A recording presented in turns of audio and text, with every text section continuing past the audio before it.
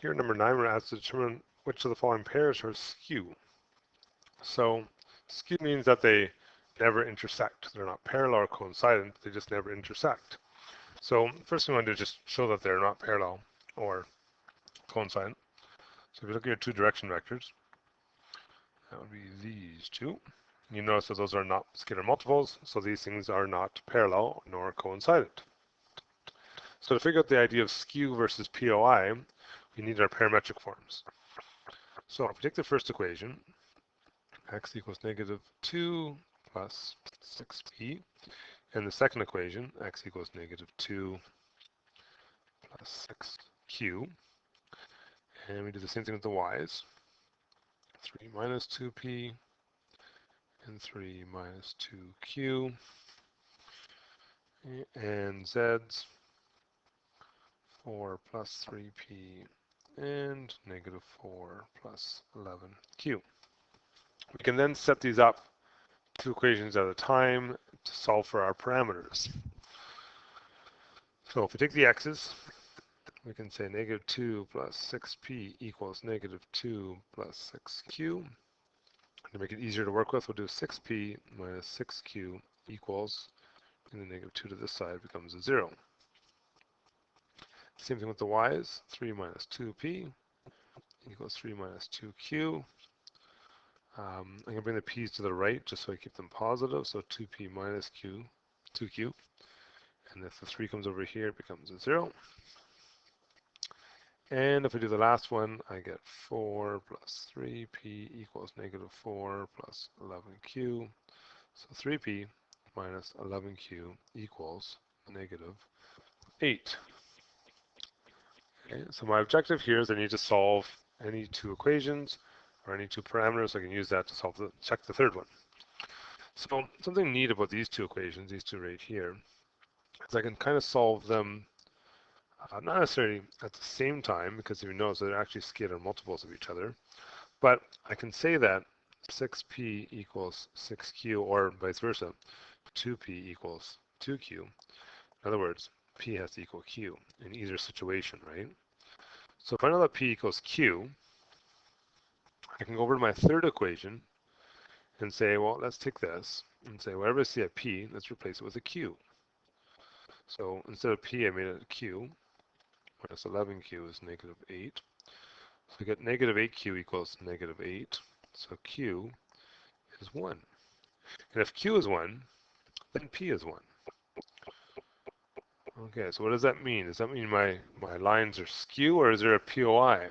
Well, the fact that I've got p is 1 and q is 1 means I can go back and actually figure out my z, my x, and my y by using my parametric equations. So if I go back to the beginning and use the negative 2 plus 6p1, I get negative 2 plus 6 times 1, which is 4. What happens if I use the q1? If I had used this one, well, the same thing would happen, right? Because q is also 1. So either way, x is 4. If I go to the y1, y is equal to 3 minus 2p. What do you say about p? It's 1. So I get 1. Again, if I tried the second equation but used the q answer instead, I get the exact same answer. And z, well, z is 4 plus 3p, 3 times 1, which is 7. And if I'd use the other one, this one, negative 4 plus 11 is also 7. So the fact that I get 4, 1, and 7, no matter which equations I put them in, tells me I have a POI of 4, 1, and 7. Okay. We do the same thing now. We're going to look at letter C. So C is right here. I want to know if these are skew or not. So again, I look at my direction vectors. I notice they're not parallel. They're not coincident. I look at my initial point. It's obviously not the same point. So that's not my POI. Let's do parametric. X equals 2 plus m. X equals negative 2 plus 3p. And we might as well fix this right now because we know we're going to need to in a second. M minus 3p is negative 4.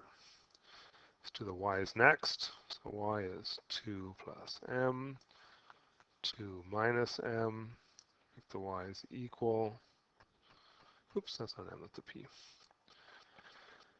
And I'll get m plus p equals 0. Bring the 2 over here, right? And then we do the z's. Z is 1 plus m. 1z is 1 minus p. Or in other words, 1 plus m equals 1 minus p. So m plus p equals 0. Again, bring the 1 over here. Okay, so I noticed again I got the situation I had a second ago, right?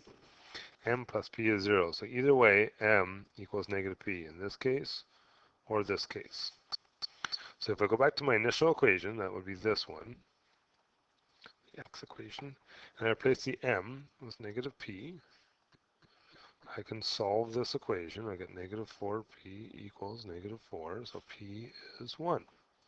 And if p is 1, then m is negative 1, because it's negative of p. Okay, so if I want to figure out my idea of skew, or POI, let's see what happens with our x's. So let's use 2 plus m. 2 plus m. I get 1. If I had happened to use the negative 2 plus 3p, if p is 1, I still get 1.